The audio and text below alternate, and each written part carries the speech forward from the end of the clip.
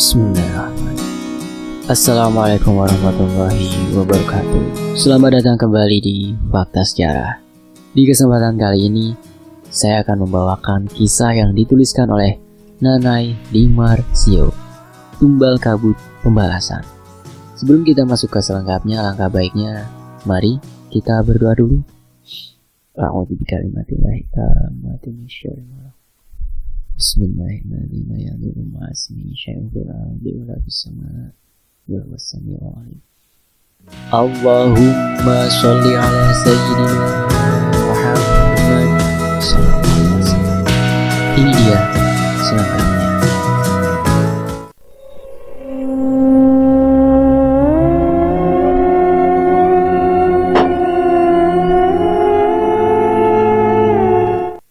Gunung Panglimun. Sore mulai beranjak malam. Para anggota Basarnas, relawan, dan jagawana mulai terlihat turun dari area pendakian menuju base camp pos utama di bawah. Mereka pun segera beristirahat di pelataran base camp itu. Sebagian ada yang langsung rebah-rebahan, sedangkan para ketua regu masuk ke dalam sebuah ruangan yang ada di base camp itu untuk briefing dan saling memberikan laporan hari ini. Ada apa gerangan? Ternyata mereka sedang dalam proses misi pencarian pendaki yang hilang beberapa hari yang lalu. Dan hari ini sudah hari kelima pencarian dari 7 hari yang telah disepakati oleh tim. Jika sampai 7 hari pencarian dan pendaki yang hilang tersebut masih juga belum dapat ditemukan, maka proses pencarian akan dihentikan. Menurut laporan yang mereka terima bahwa seminggu yang lalu ada rombongan pendaki remaja berjumlah 5 orang dari daerah Depok telah mendaftar di pos utama atau base camp. Terdiri dari 3 laki-laki dan 2 perempuan atas nama Angga, Aris, Diki, Rina, dan Yuni. Para pendaki remaja itu mendaftar pada pagi hari, sekitar jam 6 pagi, dan mereka berencana bahwa mereka akan pulang hari itu juga, tidak berencana untuk menginap atau camping di gunung tersebut.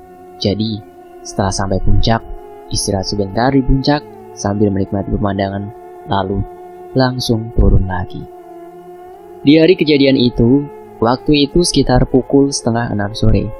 Mereka telah turun kembali dan sampai ke pos utama base camp sambil berlari tergopoh-gopoh dan langsung melapor ke petugas jagawana bahwa salah satu dari teman mereka telah hilang di sekitar pos 2 saat mereka turun. Dan yang hilang itu adalah teman mereka yang bernama Rina.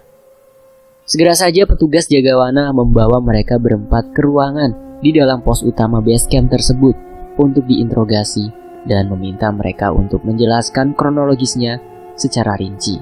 Lalu salah satu perwakilan dari mereka, yaitu Angga, menuturkan bahwa setelah mereka mendaftarkan diri di pos utama pada pagi hari itu, dan setelah mendapat izin mendaki dari petugas, segera saja mereka langsung berangkat mendaki gunung.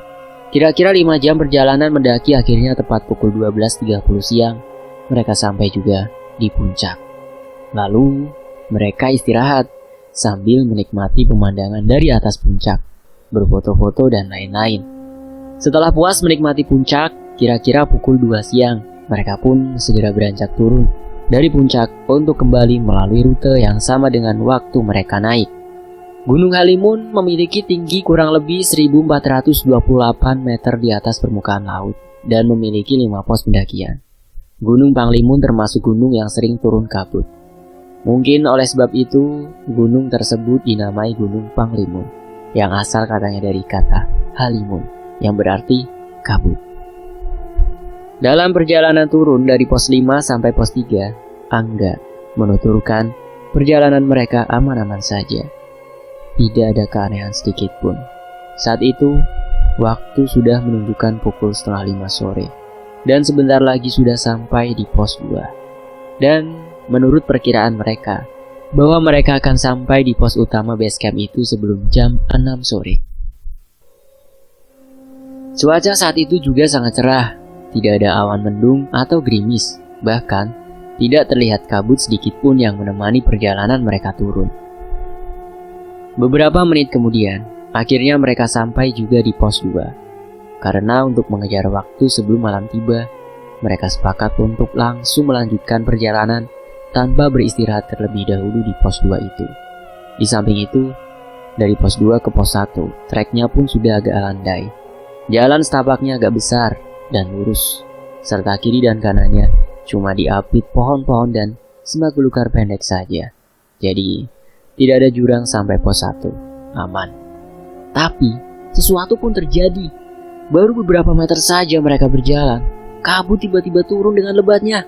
Lalu, Angga pun segera mengeluarkan sebuah tali tambang dari dalam tas carrier-nya dan menginstruksikan kepada teman-temannya agar segera mengikatkan tali tersebut di pinggang masing-masing secara tersambung berurutan, agar tidak ada yang terpisah dari rombongan. Setelah semua terikat bersama, benar saja, kabut pun akhirnya menutupi pandangan mereka total. Mereka tidak bisa melihat teman yang ada di depan ataupun belakangnya. Hanya bisa memegang tali yang terikat di pinggang mereka masing-masing, dan yang terdengar hanya suara saja untuk berkomunikasi. Angga menginstruksikan untuk terus jalan menembus kabut. Karena menurut dia, treknya aman, landai, tidak ada jurang, dan hanya tinggal berjalan lurus saja pelan-pelan, walaupun jalannya tidak kelihatan sama sekali. Yang lain pun menyetujuinya. Selain itu pula, mereka merasa khawatir jika keburu malam tiba. Dikarenakan memang mereka tidak berencana untuk bermalam atau camping, sehingga mereka sama sekali tidak membawa peralatan camping seperti tenda atau sleeping bag. Dan jika sampai mereka kemalaman, lalu ditambah kabut terus turun seperti ini, bisa-bisa mereka kolaps karena hipotermia. Dengan pelan-pelan, mereka terus berjalan lurus, menuruni jalan setapak antara pos 2 menuju ke pos 1 itu. Sambil sesekali terus berkomunikasi secara menghitung 1 sampai 5. Angga paling depan, lalu diikuti Yuni, Rina, Diki, dan Aris paling belakang. Sejauh ini situasi masih aman terkendali. Komunikasi secara hitung-menghitung pun masih lengkap terdengar sampai urutan 5. Sudah hampir 20 menit berlalu, kabut pun masih menutupi pandangan mereka. Sedangkan hitung-menghitung di antara mereka sudah tak terdengar lagi. Karena mungkin sudah merasa bosan. Juga jika harus terus-menerus teriak-teriakan menghitung. Mereka berpikir, tidak akan terjadi apa-apalah. Tidak akan ada yang sampai keluar dari rombongan. Toh, mereka kan terikat bersama dalam satu tali. Jadi, tidak mungkin ada yang terpisah. Tak berapa lama, kabut pun akhirnya sedikit demi sedikit menghilang dari pandangan mereka. Angga lalu menyuruh semua untuk berhenti sejenak. Perlahan-lahan pandangan mereka pun mulai terlihat jelas. Mereka mulai bisa melihat sekeliling satu sama lain. Hingga akhirnya, kabut pun lenyap tak berbekas. Ternyata kini mereka sudah hampir beberapa meter saja dari pos 1. Rina! Rina, mana Rina? Tiba-tiba terdengar suara Diki berteriak. Sontak yang lain pun segera melihat ke arah di mana seharusnya Rina berada, yaitu di antara Yuni dan Diki. Tapi yang terlihat hanya sebuah simpul ikatan tali seukuran pinggang yang menggantung, alias Rinanya tiba-tiba menghilang. Kontan saja, mereka berempat langsung panik. Angga pun segera meminta mereka bertiga untuk melepaskan ikatan tali itu masing-masing dan mengajak mereka langsung berlari turun secepatnya menuju pos base camp, karena mereka takut sesuatu yang aneh terjadi menimpa mereka berempat juga. Akhirnya, setengah jam kemudian mereka sampai juga di base camp dan segera melaporkan yang baru saja terjadi. Begitulah Angga menuturkan. Segera setelah mendapat laporan dari Angga tersebut dan konfirmasi dari petugas catatan pendaftaran, Kepala Jagawana langsung menghubungi kantor sekretariat Basarnas di daerah tersebut. Sedangkan Angga, Yuni, Diki, dan Aris dibawa ke kantor Polsek untuk dimintai keterangan lebih lanjut serta membuat laporan tertulis pada polisi untuk selanjutnya akan dilakukan penyelidikan dan interogasi secara intensif terhadap mereka. Karena laporan atau keterangan dari Angga dan kawan-kawan tidak logis. Dan pihak kepolisian tetap mencurigai bahwa Rina itu terpisah dari rombongan dan tersesat. Atau bisa juga dibunuh oleh mereka di atas gunung sana karena suatu motif. Tapi Angga dan kawan-kawan tetap bersikeras bahwa Rina hilang di telan kabut saat mereka turun gunung. Tepatnya di jalan setapak antara pos 2 dan pos 1 itu. Esok paginya, gabungan antara tim Basarnas, Jagawana, relawan, dan beberapa anggota TNI dan Polri segera memulai misi pencarian terhadap Rina dan menyisir semua area pendakian, termasuk lembah dan jurang-jurang. Pencarian dilakukan dari pagi hingga petang hari. Dan sampai 5 hari pencarian telah berlalu, masih juga belum mendapatkan titik terang keberadaan Rina. Di tempat lain, Angga dan kawan-kawan dengan ditemani orang tua mereka masing-masing dikenai wajib lapor 1x24 jam ke kantor Polsek selama pencarian masih berlangsung. Sedangkan Bu Firda, ibunda dari Rina, sampai saat ini masih belum bisa ditemui dan dimintai keterangan oleh polisi dikarenakan masih mengalami syok setelah mendapat kabar bahwa putrinya Rina hilang di Gunung Panglimun. Pihak polisi hanya bisa menerima keterangan dari Pak Ma'ruf. Beliau adalah adik ipar dari Bu Firda atau paman dari Rina. Karena suami Bu Firda atau ayahnya Rina sudah lama meninggal dunia. Menurut Pak Ma'ruf, bahwa Rina, keponakannya itu adalah anak bungsu dari 3 bersaudara. Kakak-kakaknya semua sudah menikah dan tinggal di luar kota. Jadi di rumah hanya ada Rina dan ibunya saja berdua. Sehari sebelum Rina pergi mendaki itu, memang teman-teman Rina yaitu Angga dan kawan-kawan juga datang main ke rumah Rina.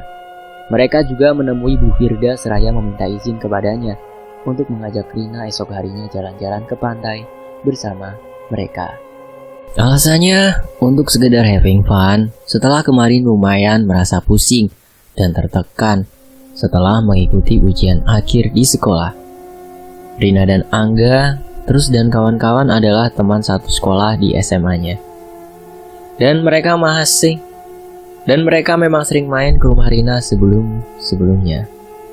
Sepengetahuan dari Pak Ma'ruf bahwa Bu Firda itu dari dulu memang selalu mengizinkan Rina untuk main atau jalan-jalan kemanapun bersama Angga dan kawan-kawannya itu, asalkan tidak pergi atau naik ke gunung.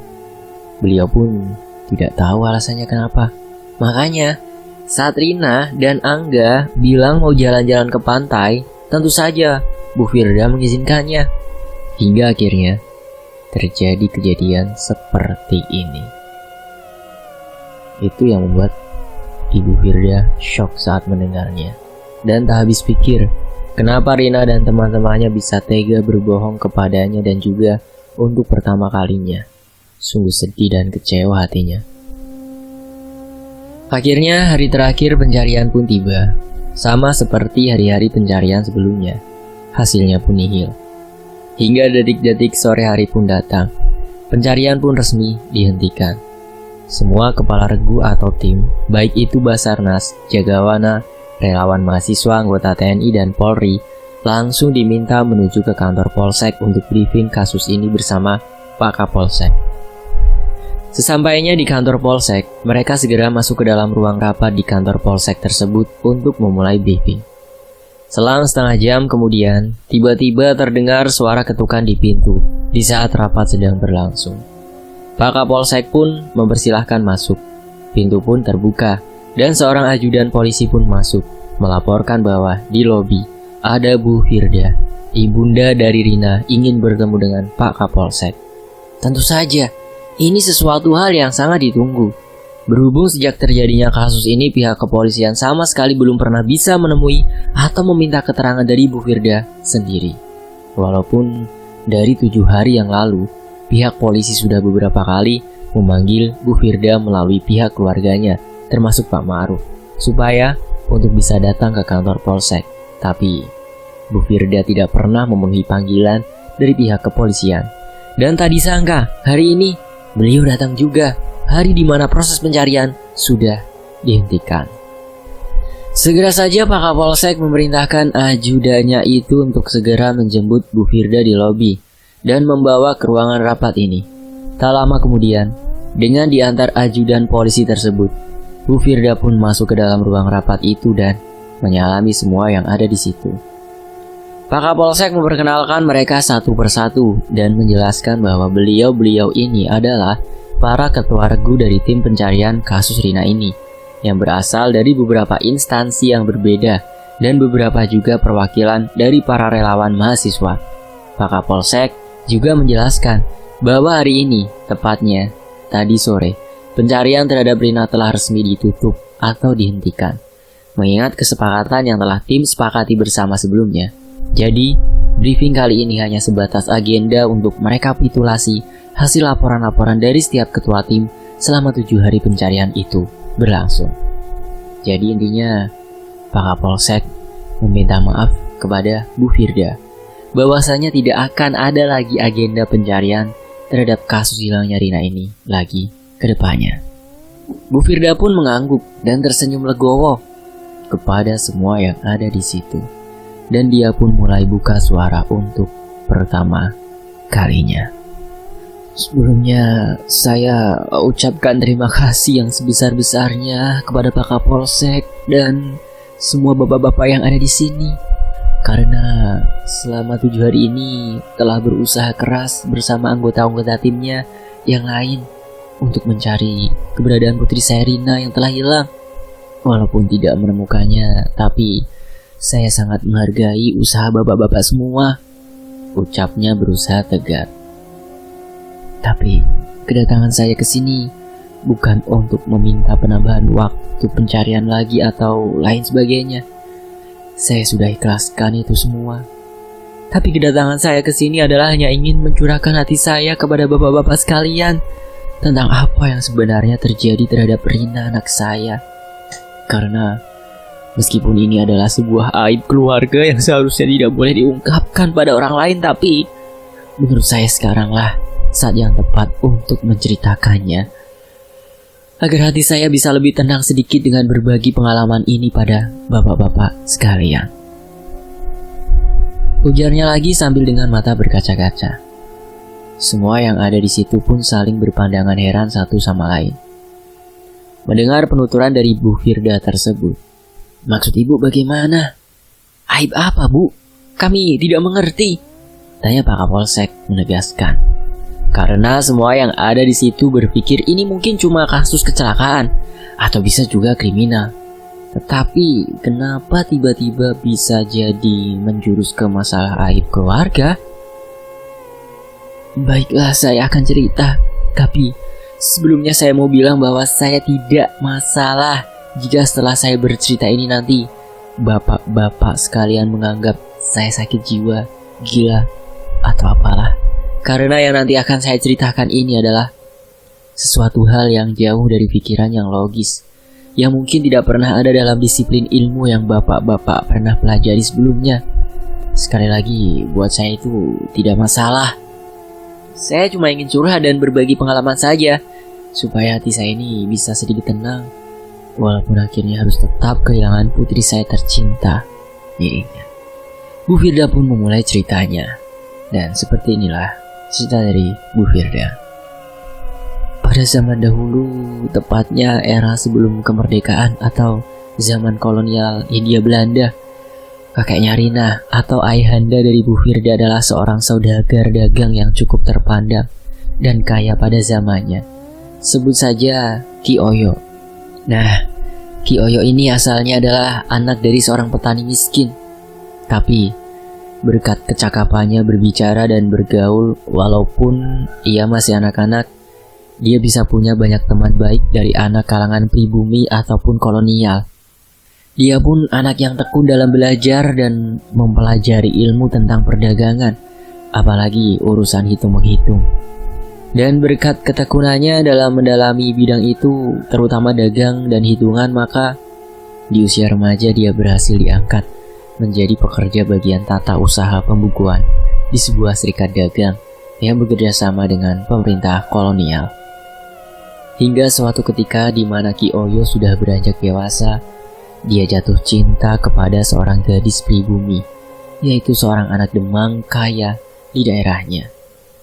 Tak berapa lama Ki Oyo pun mendatangi rumah gadis tersebut bermaksud untuk meminangnya. Tapi sayang seribu sayang, syarat yang diajukan ayah gadis itu terlampau berat baginya. Ki Oyo harus menyediakan 300 keping emas sebagai mas kawinnya. Karena jika dia tidak mampu, sudah ada seseorang yang mampu menyanggupinya, yaitu seorang saudagar asal Malaka. Karena Ki Oyo sudah terlanjur jatuh cinta pada gadis itu, bagaimanapun dia tidak mau sampai kehilangannya atau direbut oleh saudagar asal Malaka itu. Dia sadar bahwa pekerjaannya sebagai pegawai tata usaha serikat dagang tidak akan bisa banyak membantunya. Jika di total setahun gajinya hanya 15 keping emas saja, lalu nafsu dan keinginan pun akhirnya membutakan matanya dengan mengambil jalan yang tidak pernah sekalipun pernah terpikirkan olehnya, yaitu dengan menjalani pesugihan. Hingga suatu hari dengan didampingi oleh seorang dukun, akhirnya Ki Oyo pun berhasil menjalani pesugihan di Gunung Panglimun. Dan syarat-syarat yang diajukan oleh jin pesugihan tersebut adalah tumbal nyawa setiap tahun, di mana setiap tahunnya Ki Oyo akan mendapatkan 1 peti emas pada purnama yang ke-7. Ki Oyo pun berhasil meminang gadis pujaannya itu. Anak Demang kaya itu setelah memberi mas kawin sebanyak 500 keping emas, melebihi syarat yang diajukan Demang itu sebelumnya. Sekarang Ki Oyo pun sudah punya serikat dagang sendiri dan mempunyai puluhan pekerja. Dia menjadi salah satu saudagar dagang kaya di Batavia, dan tiap tahunnya pekerja-pekerjanya itulah yang jadi tumbalnya. Tahun demi tahun berlalu, entah kenapa, pada suatu malam tiba-tiba Ki Oyo mendapat mimpi sangat buruk yang sebelum-sebelumnya tidak pernah ia alami selama bertahun-tahun. Dalam mimpinya ia melihat anak perempuannya yang bernama Firda yang baru berumur 2 tahun itu sedang dicengkeram dalam genggaman sosok makhluk menyeramkan. Dan makhluk itu meminta anak ini harus menjadi tumbal selanjutnya. Lalu Ki Oyo pun tersentak dan terbangun dari mimpinya. Ia lalu segera saja melihat ke arah anak perempuannya itu yang masih terlelap tidur di sampingnya sambil memeluk ibunya. Tidak tega rasanya jikalau anak sendiri harus jadi tumbal pesugihan, apalagi sedang lucu-lucunya seperti ini, batinnya. Ki Oyo pun bertekad untuk memutuskan perjanjian pesugihan ini, bagaimanapun caranya. Sebelum purnama ke-7 datang dan takut anaknya nanti malah yang jadi korban, dia pun mengunjungi rumah dukun yang waktu itu membimbingnya melakukan pesugihan. Tapi ternyata sang dukun itu telah meninggal dunia. Tak patah arang, berkat koneksi kenalannya yang cukup banyak, ada salah satu teman dagang Ki Oyo yang menyarankan untuk menemui seorang Kiai Linuwih di daerah Banten. Ki Oyo berpura-pura kepada teman-temannya itu bahwa ia hanya ingin berobat, bukan untuk memutus pesugihan, untuk menjaga nama baiknya. Akhirnya Ki Oyo bertemu dengan Kiai Linuwih tersebut, dan ia pun menceritakan semuanya. Lalu Kiai itu pun bersedia untuk menolongnya, asalkan Ki Oyo mau bertobat nasuha dan menjamin kehidupan istri-istri dan anak-anak pekerjanya yang telah jadi korban tumbalnya di masa lalu. Ki Oyo menyanggupinya, asalkan ia terbebas dari perjanjian hitam itu dan keluarganya bisa selamat. Dengan kesaktiannya, Kiai itu berhasil mengalahkan makhluk pesugihan Gunung Panglimun itu, tapi tidak membunuhnya. Karena jin itu menyerah lebih dulu dan setuju untuk mencabut perjanjian pesugihan antara dia dan Ki Oyo. Tapi jin itu meminta satu permintaan yang bernada ancaman kepada Ki Oyo. Permintaannya adalah jangan sampai ada anak atau keturunan-keturunan dari Ki Oyo nanti berani menginjakan kaki di Gunung Panglimunan ini. Jika sampai itu terjadi, maka jin itu akan membawa keturunan dari Ki Oyo tersebut ke alamnya melalui kabut sebagai pelampiasan dendam atas kekalahannya hari itu. Ya seperti itulah bapak-bapak ceritanya, tutup Bu Firda bercerita. Makanya dulu saya dan adik-adik saya diwanti-wanti agar jangan pernah sekalipun naik ke gunung oleh almarhum ayah saya. Baik itu gunung dimanapun juga, terutama di Gunung Palimun itu. Padahal saya dan adik-adik saya selalu berusaha untuk mematuhi larangan itu seumur hidup kami. Tapi kenapa justru anak saya yang kena apesnya? Bisa-bisanya dia naik ke gunung yang paling dilarang untuk dikunjungi oleh keluarga kami. Terdengar Ishak bercampur rasa sesalnya. Kenapa bukan saya saja yang diambil? Saya yang sudah tua dan bau tanah ini. Ishaknya semakin menjadi-jadi dan terdengar mengaung memenuhi ruangan itu. Semua bapak-bapak yang ada di ruangan itu pun hanya bisa tertunduk, ikut bersimpati dan merasakan apa yang Bu Firda alami. Walaupun mereka adalah orang-orang berpendidikan yang beretika logis, tapi sama sekali dari mereka tidak ada yang menganggap Bu Firda itu gila atau sedang mengada-ada. Karena dalam lubuk hati kecil mereka, sebagai orang yang beragama, pasti mereka pun mempercayai pada hal-hal yang gaib. Segala sesuatu yang muskil mungkin saja bisa terjadi. Wallahu a'lam bishawab. Selesai. Terima kasih ya buat penulisnya Kang Nanai, dan terima kasih buat teman-teman yang udah mau menyimak kisah ini. Sampai jumpa di kisah lainnya. Terima kasih teman-teman ya. Tetap di Fakta Sejarah. Wassalamualaikum warahmatullahi wabarakatuh. Oh ya, buat yang komen, makasih banget ya. Insya Allah nanti dibalas satu-satu ya. Terima kasih banget. Sampai jumpa di kisah lainnya.